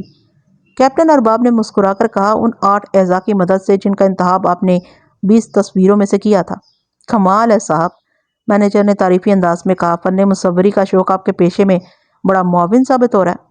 अगर आप इस फ़न से वाकिफ़ ना होते तो नादिरा की शख्सियत हुन्नूस पर्दा राज में रहती। हुनर कोई भी हो, ज़िंदगी के किसी न किसी मोड़ पर काम आ ही जाता है। कैप्टन उठते हुए बोला, बहरहाल मैं आप हजरात का शुक्रिया अदा करता हूँ कि मेरे साथ भरपूर ताउन किया। आपको यकीन है इस तस्वीर की मदद से नादिरा तक पहुँच जाएंगे? मैनेजर ने दरियाफ्त किया। ये ज़रूरी नहीं कि उस लड़की का नाम अब भी नादिरा हो, कैप्टन अरबाब ने जवाब दिया। रहा उस तक पहुँचने का मामला तो अब जबकि उसकी शिनाख्त हो चुकी है, ये मुश्किल नहीं है। उम्मीद है जल्द ही उसे ढूंढ निकालूंगा। शबिस्तान क्लब से निकलकर captain Arbab high night club पहुंचा तो वहां भी मैनेजर ने उसका पुरतपा खैर मकदम किया। कैप्टन अरबाब ने किसी तमहीद के बगैर असल बात शुरू कर दी और बोला, अगर आपको मिस रोज़ी की तस्वीर दिखाई जाए तो पहचान लेंगे। आपके पास मिस रोज़ी की तस्वीर कहाँ से आई? बराए करम मेरी बात का जवाब दे। अगरचा वो चंद रोज़ ही क्लब आई थी, मगर उसकी शख्सियत ऐसी पुरअसर और दिल में उतर जाने वाली थी कि आसानी से शिनाख्त किया जा सकता है। मैनेजर ने जवाब दिया। गुड। کیپٹن ارباب نے فوراً فوٹوگراف نکال کر اس کے سامنے رکھ دیا۔ ذرا پہچانیے۔ بلا شبہ یہ روزی کی تصویر ہے، مینیجر نے پورے یقین کے ساتھ کہا۔ شکریہ۔ کیپٹن ارباب فوٹوگراف جیب میں ڈال کر فوراً ہی کھڑا ہوا، اور اب اس کی کار ریمبو سوئمنگ کلب کی جانب بڑھ رہی تھی۔ سوئمنگ کلب کے مینیجر نے بھی پہلی ہی نظر میں تصویر شناخت کر لی، اور اب کیپٹن کو مقتول ناصر کے دوست شمشاد کی تلاش تھی۔ شمشاد کو تلاش کرنے میں اسے کافی مشکلات کا سامنا کرنا پڑا۔ آخر وہ ایک جوئے خانے میں 100 روپے پوائنٹ کے حساب سے رمی کھیلتا ہوا مل گیا۔ مسٹر شمشاد، آپ سے کچھ بات کرنا چاہتا ہوں۔ کیپٹن نے پست کی جانب سے استگی کے ساتھ اس کے شانوں پر ہاتھ رکھ دیے۔ اوہو، آپ؟ شمشاد نے چونک کر پیچھے دیکھا۔ معاف کیجیے گا کیپٹن، میں بہت مصروف ہوں، 6000 روپے ہار چکا ہوں، آپ کسی اور وقت مجھ سے مل لیجیے۔ نہیں، ابھی ضروری ہے۔ کیپٹن کے لہجے میں کسی قدر سختی آ گئی۔ آپ چلے جائیے۔ شمشاد نے اس کا ہاتھ جھٹک دیا۔ میں اس وقت کہیں نہیں جا سکتا۔ کیپٹن ارباب کو غصہ آ گیا۔ اس نے کارڈ شمشاد کے ہاتھ سے چھین کر پھینک دیے اور اس کے گریبان تھام کر نہایت پرسکون لہجے میں بولا، مسٹر شمشاد، مجھے اس بات کی پرواہ نہیں ہے کہ آپ ایک بہت بڑے آدمی کے نافرمان صاحبزادے ہیں۔ میں اپنے فرائض منصبی میں حائل ہر چیز سے ٹکرا جاتا ہوں۔ اٹھو اور میرے ساتھ آؤ۔ شمشاد کی آنکھوں میں خون اتر آیا، مگر بے بس تھا۔ وہ خاموشی سے کیپٹن ارباب کے ساتھ چل دیا۔ کیپٹن اسے گوشے میں لے گیا اور جیب سے تصویر نکال کر اس کی نگاہوں کے سامنے کر دی۔ اس لڑکی کو پہچانتے ہو مسٹر شمشاد؟ شمشاد تصویر دیکھتے ہی چونک گیا، بولا، یہ مس نادرہ کی تصویر ہے۔ اچھی طرح پہچان لو، کسی شک و شبے کی گنجائش ہی نہیں ہے۔ یہ 100% نادرہ کی تصویر ہے، مگر آپ نے بس اتنا ہی کافی ہے۔ کیپٹن ارباب نے اسے بولنے سے روک دیا۔ اب تم جا کر شوق سے رمی کھیلو اور میری جانب سے اپنے باپ کی پوری جائیداد ہار جاؤ اور عزت بھی نیلام پر چڑھا دو۔ ہر چند کی اپنی مخصوص تکنیک استعمال کر کے کیپٹن ارباب نے اس پراسرار لڑکی کو شناخت کر لیا تھا اور یوں اس کیس میں نمایاں کامیابی حاصل کر لی تھی، مگر اب سوال یہ تھا کہ لڑکی کو کہاں اور کیوں کر تلاش کیا جائے۔ اتنے بڑے شہر میں ایک گمنام لڑکی کی تلاش انتہائی مشکل مرحلہ تھا۔ اس دوران میں قتل کی کوئی واردات بھی نہیں ہوئی۔ شہر میں کل 4 نائٹ کلب تھے۔ 3 کلبوں میں وہ لڑکی واردات کر چکی تھی اور اسے دوبارہ وہاں نہیں دیکھا گیا تھا۔ ڈنگ ڈانگ نائٹ کلب چوتھا اور آخری نائٹ کلب تھا جہاں اس کی آمد متوقع تھی۔ کیپٹن ارباب نے اس سلسلے میں یہ حکمت عملی اختیار کی کہ اس کلب کی ممبرشپ حاصل کر لی اور اس کی راتیں ڈنگ ڈانگ نائٹ کلب میں گزرنے لگی، مگر تاحال کسی قسم کی کامیابی حاصل نہیں ہوئی تھی۔ 2 ہفتے گزر گئے تھے اور خلاف توقع اس پراسرار لڑکی نے ابھی تک اس کلب کا رخ نہیں کیا تھا۔ کیپٹن سوچنے لگا، بہت ممکن ہے وہ اس کلب سے اپنا شکار حاصل کر چکی ہو اور لاش کا برآمد ہونا یا قتل کا منظر عام پر آنا ضروری نہیں ہے۔ ہو سکتا ہے وہ کوئی گمنام یا تنہا شخص ہو اور کسی کو اس کی گمشدگی کی پرواہ نہ ہو۔ یہ بھی ہو سکتا ہے کہ قاتلہ ہوشیار ہو گئی ہو، اسے معلوم ہو چکا ہو کہ اس کے خلاف وسیع پیمانے پر تحقیقات شروع ہو چکی ہیں، چنانچہ اس نے لاش ٹھکانے لگا دی ہو۔ کیپٹن نے اب تک اپنی سرکاری حیثیت کو پوشیدہ رکھا تھا۔ اس نے سوچا کلب کی انتظامیہ کو اعتماد میں لینا پڑے گا اور خود کو ظاہر کرنا پڑے گا، ورنہ وہ کب تک یہاں وقت ضائع کرتا رہے گا۔ کیپٹن ارباب ڈنگ ڈانگ نائٹ کلب کے مینیجر کے دفتر میں داخل ہوا تو اس نے کیپٹن کا پرجوش خیر مقدم کیا اور ہونٹوں پر کاروباری مسکراہٹ بکھیر کر بولا، فرمائیے میں آپ کی کیا خدمت کر سکتا ہوں؟ میں نے حال ہی میں آپ کے کلب کی ممبرشپ حاصل کی ہے۔ کیپٹن ارباب نے کہا، دراصل میں ایک اہم سلسلے میں آپ سے بات کرنا چاہتا ہوں۔ کوئی شکایت پیدا ہو گئی آپ کو؟ مینیجر تفکر آمیز لہجے میں بولا، نہیں، میں اپنے بارے میں کچھ بتانا چاہتا ہوں۔ میں آپ سے واقف ہوں، آپ ملک کے مشہور مصور ہیں۔ میں آپ کی کئی نمائشیں دیکھ چکا ہوں اور آپ کے فن کا قدردان ہوں۔ قدردانی کا شکریہ، لیکن میری ایک سرکاری حیثیت بھی ہے جو عام لوگوں کی نظروں سے پوشیدہ ہے۔ حالات ایسے ہیں کہ میں اپنی اس حیثیت کو ظاہر کرنے پر مجبور ہو گیا ہوں، لیکن یہ راز صرف آپ تک ہی محدود رہنا چاہیے۔ میں سمجھا نہیں، آپ کہنا کیا چاہتے ہیں؟ مینیجر حیرت زدہ نظروں سے کیپٹن ارباب کی طرف دیکھنے لگا۔ میں مصور ہونے کے علاوہ فیڈرل انویسٹیگیشن کا سراغ رساں بھی ہوں۔ میں آپ کے کلب کی ممبرشپ بے مقصد حاصل نہیں کی ہے، بلکہ مجھے ایک ایسے قاتل کی تلاش ہے جو اب تک 4 قتل کر چکا ہے اور اس کلب میں اس کی آمد متوقع ہے۔ مینیجر کی حیرت اور بڑھ گئی، بولا، غالباً آپ قتل کی ان وارداتوں کی بات کر رہے ہیں جن کا گزشتہ دنوں اخبارات میں بہت چرچا رہا ہے۔ میں مصور ہونے کے علاوہ فیڈرل انویسٹیگیشن کا سراغ رساں بھی ہوں۔ میں نے آپ کے کلب کی ممبرشپ بے مقصد حاصل نہیں کی ہے، بلکہ مجھے ایک ایسے قاتل کی تلاش ہے جو اب تک 4 قتل کر چکا ہے اور اس کلب میں اس کی آمد متوقع ہے۔ مینیجر کی حیرت اور بڑھ گئی، بولا، غالباً آپ قتل کی ان وارداتوں کی بات کر رہے ہیں جن کا گزشتہ دنوں اخبارات میں بہت چرچا رہا ہے۔ آپ ٹھیک سمجھے ہیں، کیپٹن ارباب نے کہا، پھر جیب سے تصویر نکال کر مینیجر کے سامنے رکھ دی اور پوچھا، آپ اس لڑکی کو پہچانتے ہیں؟ نہیں۔ مینیجر نے غور سے تصویر کو دیکھا، یہ کون ہے؟ ممکنہ قاتلہ۔ آپ کے خیال میں یہ معصوم لڑکی قاتل ہو سکتی ہے؟ بعض मासूम चेहरे अपने सीने में बड़ा शफाक दिल रखते हैं। कैप्टन अरबाब ने कहा, बहरहाल आपको यकीन है कि ये लड़की इस क्लब की मेंबर नहीं रही या उसे क्लब में कभी नहीं देखा गया? हमारे क्लब में मेंबरशिप लाजमी नहीं है, मैनेजर ने बताया। रहा इस क्लब में आने या ना आने का ताल्लुक, तो मैं यकीन से कुछ नहीं कह सकता। बहुत से लोग आते हैं और हम हर एक से वाकिफ नहीं होते, हर एक को नहीं पहचान सकते। मैं समझ रहा हूँ, कैप्टन अरबाब ने कहा। ताहम इस चेहरे को आप ज़हन नशीन कर लीजिए और जिस वक्त भी ये लड़की क्लब में नजर आए मुझे इस नंबर पर फ़ोन कर दीजिए। कैप्टन ने अपना कार्ड उसकी तरफ बढ़ा दिया। मैनेजर ने अपने भरपूर ताबुन का यकीन दिलाया और कैप्टन अरबाब उसके ऑफिस से बाहर निकल आया। उस वक्त पहले राउंड की मौसीकी थम चुकी थी और जोड़े गैलरी की तरफ बढ़ते हुए अपनी अपनी मेज़ों पर पहुंच रहे थे। गैलरी के आखिरी गोशे में एक लंबी, नाजुक और खूबसूरत सी लड़की तनहा बैठी थी। कैप्टन अरबाब उसे देखकर चौंका। वो कुछ शनासा मालूम होती थी, जैसे वो उसे कहीं देख चुका है। उसने अपने जहन के गोशों को टटोला कि इस लड़की से कहाँ मुलाकात हुई है, मगर उसे कुछ याद नहीं आ रहा था। उसके कदम गैर इरादी तौर पर लड़की की मेज़ की तरफ उठने लगे। लड़की लाताल्लुक सी बैठी रही। अरबाब उसके करीब पहुंचकर कदरे झुका और शगुफ्ता लहजे में बोला, खातून, गुस्ताखी माफ, क्या मैं यहाँ बैठ सकता हूँ? दरअसल कोई और मेज़ खाली नहीं है। हाँ हाँ, मुझे कोई एतराज़ नहीं, आप तशरीफ़ रखिए। लड़की ने होश अहलाकी का मुजाहरा किया। अरबाब शुक्रिया अदा करता हुआ उसके मुकाबिल बैठ गया। वो एक माहिर सुरागरसां था। उसने साफ पहचान लिया कि लड़की की असल शक्ल सूरत वो नहीं है जो बज़ाहिर नज़र आ रही थी, बल्कि उसने अपनी हैयत तब्दील करने के लिए मसनूई चीज़ों का सहारा लिया है। वीक कॉन्टैक्ट लेंस और मसनूई भवें नुमाया नज़र आ रही थी। उसने एक मरतबा गौर से लड़की का जायज़ा लिया और दूसरे ही लम्हे उसे अपना सांस रुकता हुआ महसूस हुआ।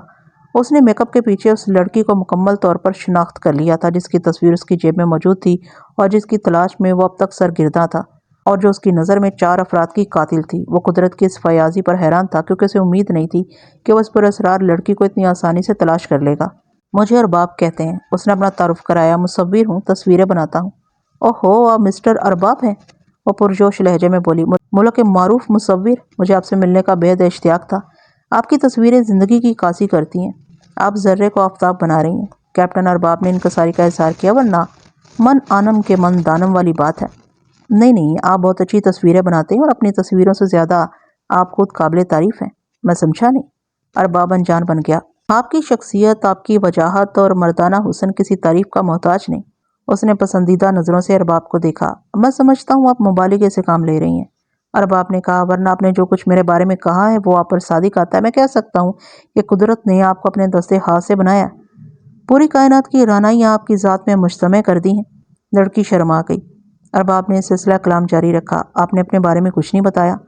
मुझे महताब कहते हैं। बहुत खूब, अरबाब तारीफ़ी अंदाज में बोला, गोया हम दोनों नाम के एतबार से हम काफिया हैं।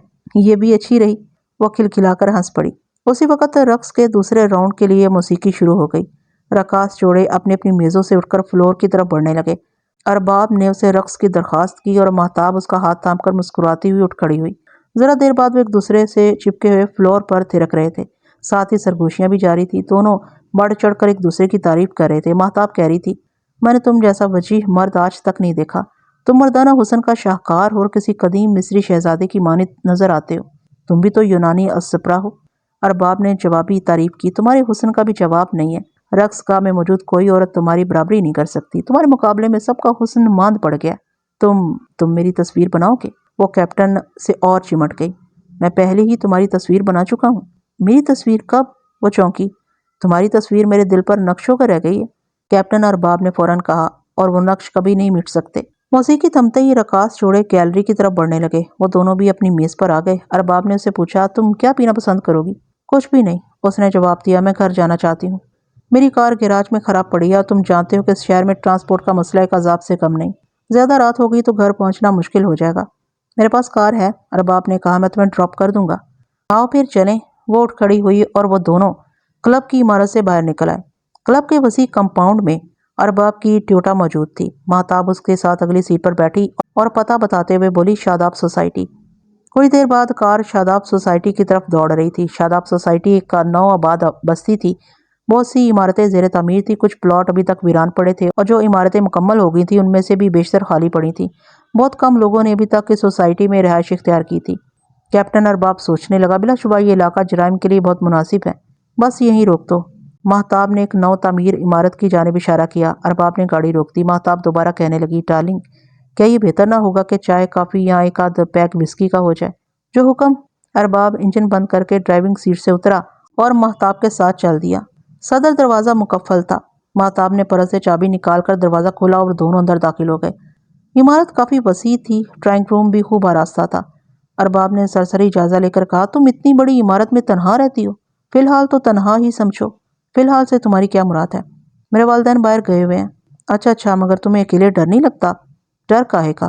میرا مطلب ہے آج کل چوروں، ڈاکوؤں اور لٹیروں کا بہت زور ہے۔ ہوگا، وہ بیزاری سے بولی۔ تم بیٹھو، میں لباس تبدیل کر کے ابھی آتی ہوں۔ مہتاب کے جانے کے بعد ارباب نے کوٹ کی اندرونی جیب کو ٹٹولا، وہاں ریوالور موجود تھا۔ ایسی بات بھی نہیں تھی کہ وہ ایک لڑکی کے مقابلے میں خود کو کمزور محسوس کر رہا ہو۔ اس نے احتیاطاً ایسا کیا تھا کہ کسی وقت بھی ریوالور کی ضرورت پیش آ سکتی تھی۔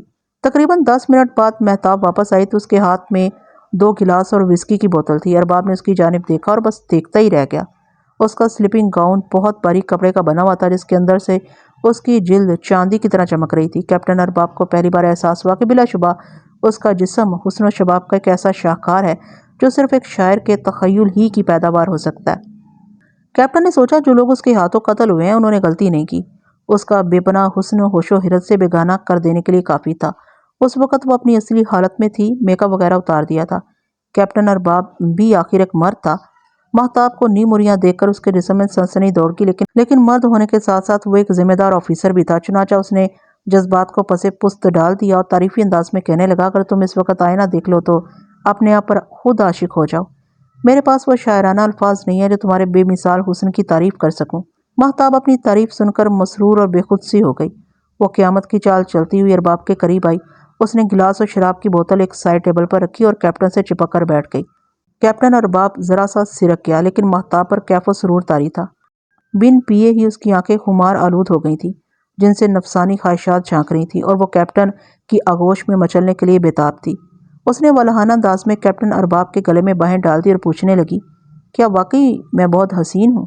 بے حد حسین، ارباب کس مسا کر بولا۔ میں نے کہا نا، میرے پاس تعریف کے لیے الفاظ نہیں ہیں۔ اگر تم چاہو تو یہ حسن و شباب تمہاری آغوش میں بکھر سکتا ہے، وہ مخمور لہجے میں کہنے لگی۔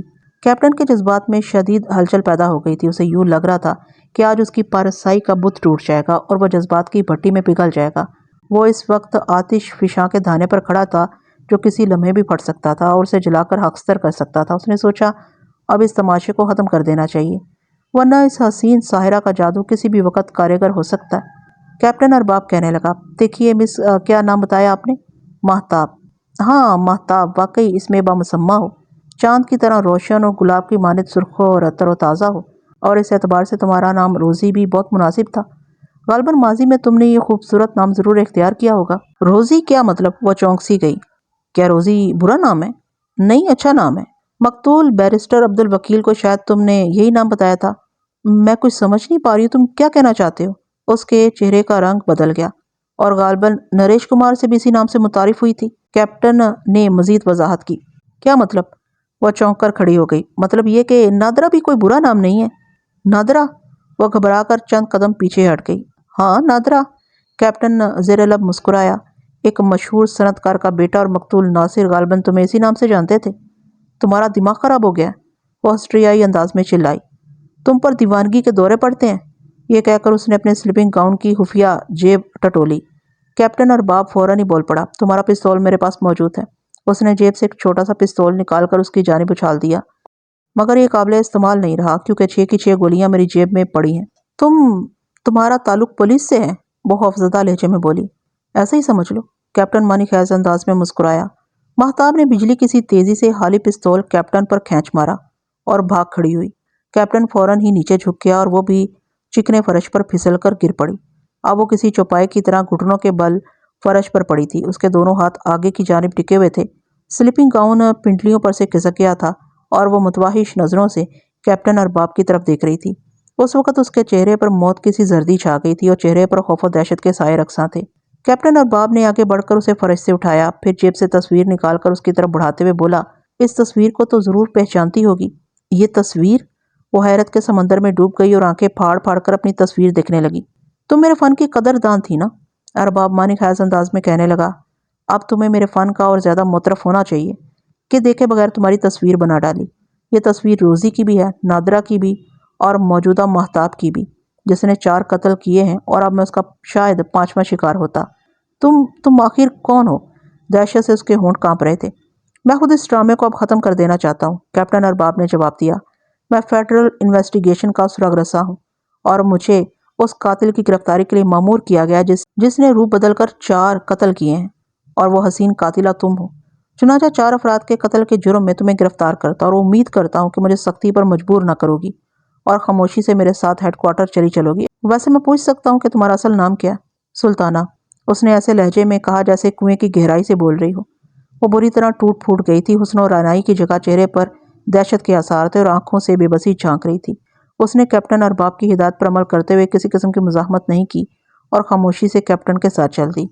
سزائے موت پانے والے مجرموں کی کوٹری میں سلطانہ خاموش اور بے حس و حرکت بیٹھی خلا میں گھور رہی تھی، شاید تصور میں ماضی کے اوراق پلٹ رہی تھی اور کسی گہری فکر میں غلطاں و پیچا نظر آتی تھی۔ عدالت نے 4 افراد کے قتل کے جرم میں بذریعہ پھانسی اس کی زندگی ختم کر دینے کا حکم دیا تھا اور اعلیٰ عدالت میں اپیل کے لیے 7 دن کی مہلت دی تھی۔ سلطانہ نے مقدمے کی پوری کارروائی کے دوران پراسرار خاموشی اختیار کیے رکھی تھی اور اقبال جرم کے علاوہ ایک لفظ بھی زبان سے ادا نہیں کیا تھا۔ اس نے اپنی پیروی کے لیے وکیل بھی مقرر نہیں کیا تھا، اگرچہ عدالت نے اپنی طرف سے وکیل مقرر کرنے کی پیشکش کی تھی، مگر اس نے انکار کر دیا اور صرف اتنا کہا کہ اسے قانون کے مطابق سزا دی جائے جو سزائے موت سے کم نہیں ہونی چاہیے۔ کال کوٹری کے آہنی دروازے پر آہٹ کی آواز سن کر سلطانہ چونکی۔ اس نے نظر اٹھا کر دیکھا، دروازے پر جیل سپرنٹنڈنٹ موجود تھا۔ اس کے ساتھ ایک مسلح سپاہی بھی تھا جس نے بھاری قفل کھولا اور جیل سپرنٹنڈنٹ اندر آ گیا۔ سلطانہ اسی طرح بے حس و حرکت بیٹھی رہی اور اس کی جانب نظر اٹھائے بغیر بولی، شاید آپ بلیک وارنٹ پر دستخط کرانے آئے ہیں؟ نہیں، سپرنٹنڈنٹ نے جواب دیا، میں تمہیں یہ بتانے آیا ہوں کہ اپیل میں صرف 1 دن باقی رہ گیا۔ تم اعلیٰ عدالت میں اپیل داخل کر دو، بہت ممکن ہے کہ تمہاری سزائے موت عمر قید میں تبدیل ہو جائے۔ میں اپیل نہیں کروں گی، وہ فیصلہ کن لہجے میں بولی۔ کیوں، کوئی خاص وجہ؟ کوئی خاص وجہ تو نہیں ہے۔ پھر تم کیوں مرنا چاہتی ہو؟ پلیز مجھ سے کوئی سوال نہ کرو، وہ التجا میں اس لہجے میں بولی۔ یہاں سے چلے جاؤ، مجھے تنہا چھوڑ دو۔ جیل سپرنٹنڈنٹ کو نہ جانے کیوں اسے ہمدردی پیدا ہو گئی تھی۔ اس نے سلطانہ کو خریدنے کی بہت کوشش کی مگر اس نے کسی بات کا جواب نہیں دیا اور وہ مایوس ہو کر لوٹ گیا۔ اپیل کی مدت ختم ہونے کے بعد سلطانہ کو سزائے موت دینے کی تاریخ مقرر کر دی گئی۔ سزا پر عمل درآمد ہونے سے 1 روز پہلے جیل سپرنٹنڈنٹ پھر سلطانہ کی کوٹری میں گیا۔ کل تمہیں پھانسی گھر میں موت کی سزا دی جائے گی، اس نے سلطانہ سے کہا۔ ہاں، یہ گھڑی تو 1 روز آنا ہی تھی، وہ لاپرواہی سے بولی۔ لاؤ میں بلیک وارنٹ پر سائن کر دوں۔ میں اس وقت بلیک وارنٹ نہیں لایا ہوں۔ اگر تم اپنے عزیزوں یا کسی بھی شخص سے ملنا چاہتی ہو تو بتاؤ، سزائے موت کے قانون کی روح سے اسے ملاقات کے لیے بلایا جا سکتا ہے۔ میں کسی سے ملاقات نہیں کرنا چاہتی۔ ٹھیک ہے، اس کے علاوہ میں تمہیں ایک اور بات بتانا چاہتا ہوں۔ کون سی بات؟ تم نے اپنی سزا کے خلاف عدالت عالیہ میں اپیل نہیں کی ہے، اس لیے ملکی قوانین کے مطابق سربراہ مملکت سے رحم کی خصوصی اپیل کر سکتی ہو۔ آخر تمہیں مجھ سے اتنی ہمدردی کیوں ہے؟ سلطانہ نے کسی قدر بیزاری سے کہا، میں مرنا چاہتی ہوں، تم مجھے بچانے پر مصر ہو۔ آخر کیوں؟ شاید تم ٹھیک کہہ رہی ہو، جیل سپرنٹنڈنٹ کہنے لگا، اگرچہ تم 4 افراد کی قاتل ہو، لیکن نہ جانے کیوں میرے دل میں تمہارے لیے ہمدردی پیدا ہو گئی ہے۔ میں نے تمہارے پورے کیس کا جائزہ لیا ہے۔ عدالت کی پوری کارروائی کے دوران تم نے خود پراسرار خاموشی طاری کیے رکھی، اپنی صفائی میں کوئی بیان نہیں دیا، کوئی وکیل نہیں کیا، بلکہ عدالت سے موت کی سزا کی خواہش کی اور اب بھی موت پر کمر بستہ ہو۔ میں جیل سپرنٹنڈنٹ ہونے کے علاوہ ایک انسان بھی ہوں اور اپنے سینے میں پرخلوص اور حساس دل رکھتا ہوں۔ تم مجھے اپنا دوست سمجھو اور بتاؤ کہ وہ کیا عوامل ہیں جو تمہیں زندگی سے دور رکھنا چاہتے ہیں۔ سلطانہ گہری سوچ میں ڈوب گئی، اس کے چہرے پر کشمکش کے آثار تھے۔ اس نے جیل سپرنٹنڈنٹ کی طرف دیکھا اور کہنے لگی، اگر تم بضد ہو تو اپنی داستان سنائی دیتی ہوں، لیکن اس شرط کے ساتھ کہ یہ راز تمہارے سینے میں محفوظ رہے گا۔ میں وعدہ کرتا ہوں، سپرنٹنڈنٹ نے کہا، تمہارے بیان کردہ واقعات کا کسی سے تذکرہ نہیں کروں گا۔ سلطانہ نے گہری سانس لی اور کہنے لگی، میں ملک کے ایک معزز اور مذہبی گھرانے سے تعلق رکھتی ہوں۔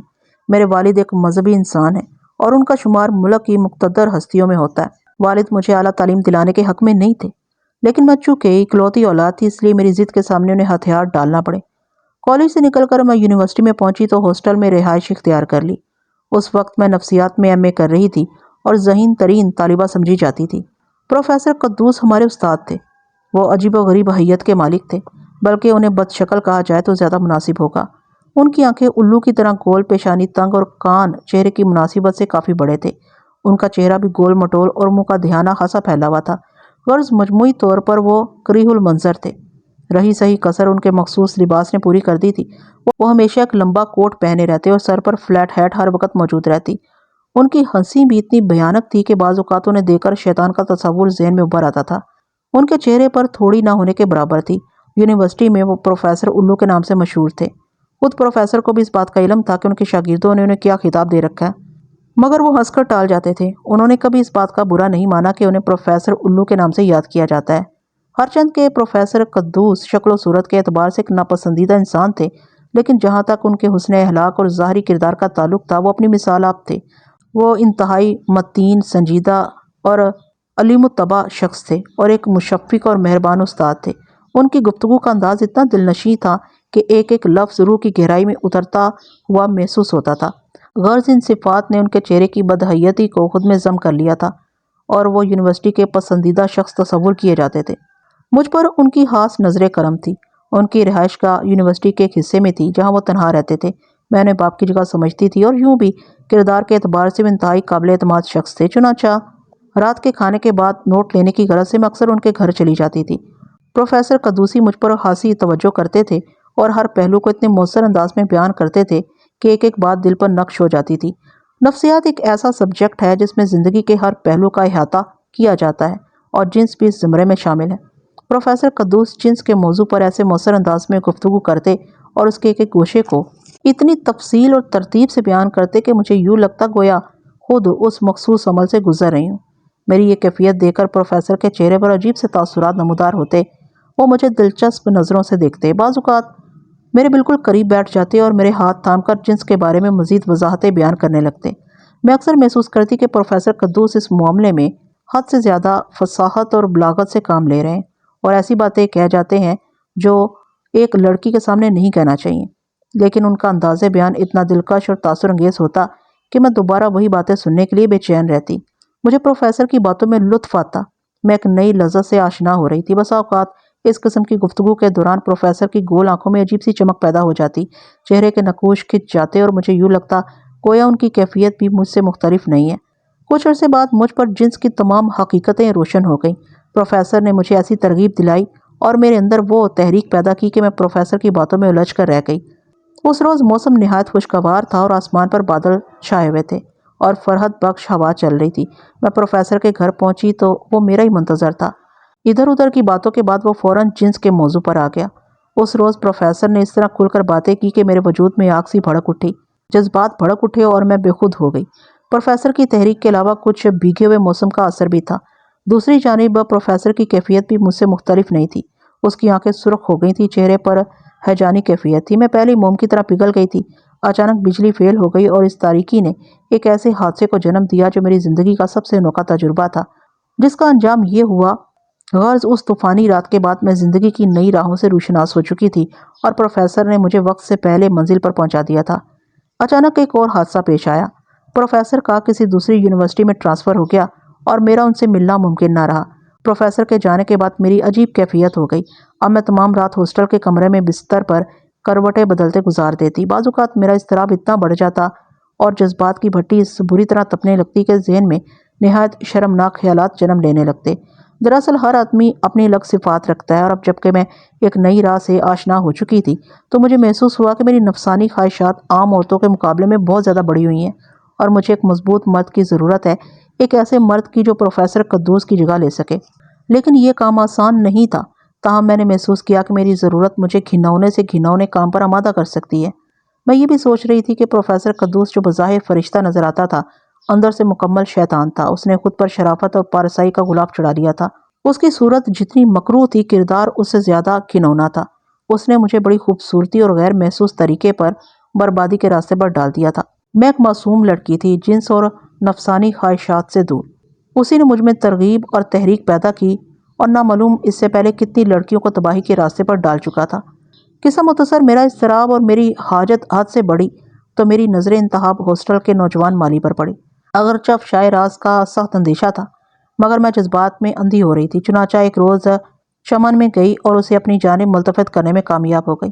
مالی میری کمزوری کو سمجھ گیا۔ اس نے مجھے بلیک میل کرنا شروع کر دیا اور خاصی بڑی بڑی رقموں کا مطالبہ کرنے لگا۔ ایک روز اس نے ایک ایسی بات کی کہ مجھے شدید خطرے کا احساس ہونے لگا۔ اس نے کہا کہ وہ اپنے ایک دوست کو مجھ سے ملانا چاہتا ہے۔ مجھے یہ بھی معلوم ہوا کہ اس کے عوض وہ اپنے دوست سے کافی رقم وصول کر چکا ہے۔ میرے لیے یہ صورتحال انتہائی تشویشناک تھی۔ میں ملک کے ایک معزز خاندان کے چشم چراغ ہوں اور میری بدنامی یقینی تھی۔ میں اس مسئلے پر غور و فکر کرنے لگی اور ایک خطرناک فیصلے پر پہنچ گئی۔ پھر ایک روز چمن میں مالی کی لاش پڑی پائی گئی۔ میں نے اسے ختم کر دینے ہی میں عافیت سمجھی تھی۔ مالی کے قتل کے بعد میں پھر اضطراری کیفیت سے دوچار ہو گئی۔ میری خواہشات نے جنون کی شکل اختیار کر لی تھی۔ مجھے پھر ایک متبادل کی ضرورت تھی، چونکہ ہاسٹل میں بدنامی کا اندیشہ تھا۔ چنانچہ میں نے ایک نو تعمیر بستی شاداب سوسائٹی میں ایک بنگلہ کرائے پر حاصل کر لیا اور جستجو شروع کر دی۔ میں ماڈرن تھی، خوبصورت تھی، میرے لیے کسی مرد کا حصول مشکل نہ تھا۔ مجھے احساس ہو گیا تھا کہ یہ مرد عورت خور ہوتے ہیں اور جن سے مخالف پر اس طرح لپکتے ہیں جس طرح مچھلی کینچوا لگے ہوئے کانٹے پر چپٹتی ہے۔ ساحل سمندر پر میری ملاقات بیرسٹر عبدالوکیل اور نریش کمار سے ہوئی۔ میں نے بیرسٹر کو اپنے لیے منتخب کر لیا اور اپنی خفیہ رہائش گاہ پر لے گئی۔ وہ کئی روز مجھ سے وابستہ رہا اور ایک دن کسی بات پر میرا اسے تنازع ہو گیا اور بات بڑھ گئی۔ چنانچہ میں نے اسے قتل کر دیا اور یہ فیصلہ کر لیا کہ کسی سے طویل وابستگی مناسب نہیں ہے اور یہ کہ چند روز کے تعلق کے بعد اسے قتل کر دینا ہی مناسب ہے، ورنہ افشائے راز کا اندیشہ ہے۔ نریش کمار کے ساتھ بھی میں نے یہی سلوک کیا۔ اس کے بعد ریمبو سوئمنگ کلب گئی۔ میں جانتی تھی کہ کلب اور اس نوع کی تفریح گاہیں جہاں اونچے درجے کے افراد پہنچتے ہیں عیاش لوگوں کی اماجگاہ ہوتی ہیں۔ ریمبو میں میری ملاقات ایک بڑے صنعت کار کے بیٹے سے ہوئی۔ وہ مجھے اپنے دوستوں سے متعارف کرانا چاہتا تھا، چنانچہ میں نے اسے بھی خواب آور گولیاں کھلا کر ختم کر دیا۔ بعد ازاں میں شبستان نائٹ کلب کی ممبر بن گئی۔ وہاں ناصر سے ملاقات ہوئی اور بالآخر اس کا بھی وہی حشر ہوا۔ میں اپنے پرستاروں کو اس لیے قتل کرتی رہی کہ وہ مجھے بلیک میل نہ کرنے پائیں اور میری بدنامی کا باعث نہ بنے۔ جیسا کہ میں پہلے بتا چکی ہوں کہ میں ایک مقتدر اور مذہبی گھرانے سے تعلق رکھتی ہوں جس کی شہرت اور نیک نامی ضرب المثل ہے۔ میں ایک مقام پر دوسری بار جانے کی حماقت نہیں کرتی تھی۔ ٹنگ ٹانگ نائٹ کلب میں میری ملاقات مشہور مصور ارباب سے ہوئی اور میں اسے اپنی خفیہ جگہ پر لے گئی، لیکن وہ در پردہ انویسٹیگیشن کا سراغ رساں نکلا اور بالآخر اس کے ہاتھوں میں اپنے انجام کو پہنچ گئی۔ جیل سپرنٹینڈنٹ بت بنا سلطانہ کی داستان سن رہا تھا۔ سلطانہ خاموش ہوئی تو وہ کہنے لگا، اس میں کوئی شبہ نہیں کہ تم نے 4 افراد کو قتل کیا، لیکن اگر دیکھا جائے تو بنیادی مجرم پروفیسر قدوس ہے جس نے تمہارے اندر جنسی تحریک پیدا کی اور تمہیں غلط راستے پر ڈال دیا۔ تمہیں پولیس کو اس کا نام بتانا چاہیے تھا اور مقدمے کی کارروائی میں اس کا ذکر کرتی۔ نہیں سپرنٹینڈنٹ، سلطانہ گمبھیر لہجے میں بولی، اس طرح بات پھیلتی، معاملہ طول اختیار کر جاتا اور تحقیق و تفتیش کا لامتناہی سلسلہ شروع ہو جاتا، جبکہ میں اپنے خاندان کی نیک نامی کو داغدار کرنا نہیں چاہتی، اس لیے تمام مصیبت خود جھیل لی۔ میں خود کو مجرم اور قصوروار پاتی ہوں، خود کو سزا دینا چاہتی ہوں، اس لیے موت کو لبیک کہہ رہی ہوں۔ اگر میں بری ہو گئی تو کس منہ سے گھر جاؤں گی؟ معاشرہ مجھے کیا مقام دے گا؟ اس لیے اب زندہ رہنے کی خواہش نہیں ہے، مجھے مرنے دو سپرنٹینڈنٹ، میرے لیے اسی میں بہتری ہے۔ کال کوٹری کا ماحول بہت گمبھیر تھا اور جیل سپرنٹینڈنٹ خاصا متاثر نظر آ رہا تھا۔ وہ چند لمحے سلطانہ کو ٹکٹکی لگائے دیکھتا رہا، پھر کہنے لگا، کل تمہیں پھانسی دے دی جائے گی، تمہاری کوئی آخری خواہش ہو تو بیان کرو۔ آخری خواہش؟ سلطانہ نے پرخیال انداز میں کہا اور کافی دیر تک خلا میں گھورتی رہی، جیسے کوئی فیصلہ کرنا چاہتی ہو، کسی اہم مسئلے پر غور کر رہی ہو۔ چند ثانیے بعد اس نے سر اٹھایا اور جیل سپرنٹینڈنٹ سے کہنے لگی، میں اس شخص کو آخری بار دیکھنا چاہتی ہوں جو میری تباہی کا ذمہ دار ہے۔ تمہارا اشارہ پروفیسر قدوس کی جانب ہے؟ ٹھیک ہے، اسے آج ہی یہاں لانے کی کوشش کروں گا۔ شام کے 4 بجے کال کوٹری کے باہر قدموں کی چاپ سنائی دی۔ سلطانہ نے چونک کر دیکھا، جیل سپرنٹینڈنٹ اور شیطان صفت پروفیسر قدوس کال کوٹری کے نزدیک پہنچ چکے تھے۔ اس نے اس وقت بھی اپنا وہی مخصوص لمبا کوٹ پہن رکھا تھا اور سر پر فلیٹ ہیٹ موجود تھی۔ جیل سپرنٹینڈنٹ آہنی دروازے کی سلاخوں سے لگ کر کھڑا ہو گیا اور کہنے لگا، میں پروفیسر قدوس کو لے آیا ہوں، تم میری موجودگی میں ان سے بات کر سکتی ہو۔ پروفیسر قدوس آہنی دروازے سے چند قدم کے فاصلے پر کھڑا ہوا پرتخیر نظروں سے سلطانہ کی طرف دیکھ رہا تھا۔ سلطانہ کے چہرے پر غیظ و غضب کی چنگاریاں کوندنے لگیں اور آنکھوں سے بے پناہ نفرت کا اظہار ہونے لگا، جیسے اگر اسے آزاد کر دیا جائے تو وہ پروفیسر کی بوٹیاں چبا جائے گی۔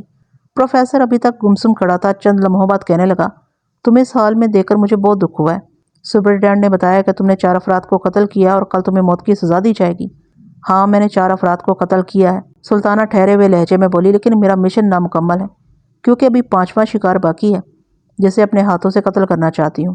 یہ کہہ کر اس نے سلاخوں کے ساتھ کھڑے ہوئے جیل سپرنٹینڈنٹ کے ہولسٹر سے بجلی کسی صورت کے ساتھ ریوالور نکال لیا۔ دوسرے ہی لمحے جیل کی پرسکوت فضا میں دھماکوں کی 5 آوازیں گونجیں۔ 5 گولیاں پروفیسر قدوس کے سینے میں لگی تھیں اور وہ کوئی آواز نکالے بغیر فرش پر گر کر بے حس و حرکت ہو گیا تھا۔ دوسری جانب کال کوٹری میں سلطانہ کے وحشیانہ قہقہے گونج رہے تھے۔ وہ فلک شگاف قہقہوں کے درمیان کہہ رہی تھی، میں نے اپنی بربادی کا انتقام لے لیا ہے، میں سکون کی موت مر سکوں گی۔ پھر وہ جیل سپرنٹینڈنٹ سے مخاطب ہوئی جو حیران اور ششدر کھڑا تھا۔ ذرا دیکھنا اس میں کچھ جان باقی ہے تاکہ میں آخری اور چھٹی گولی بھی اس کے سینے میں اتار دوں۔ تو ناظرین، امید کرتی ہوں کہ یہ کہانی آپ کو کافی دلچسپ لگی ہوگی۔ اگر کہانی پسند آئی ہے تو لائک، کمنٹ اور شیئر کرنا ہرگز مت بھولیے گا، اور مجھے اجازت دیجیے ایسی کسی اچھی سی کہانی تک کے لیے۔ اللہ حافظ۔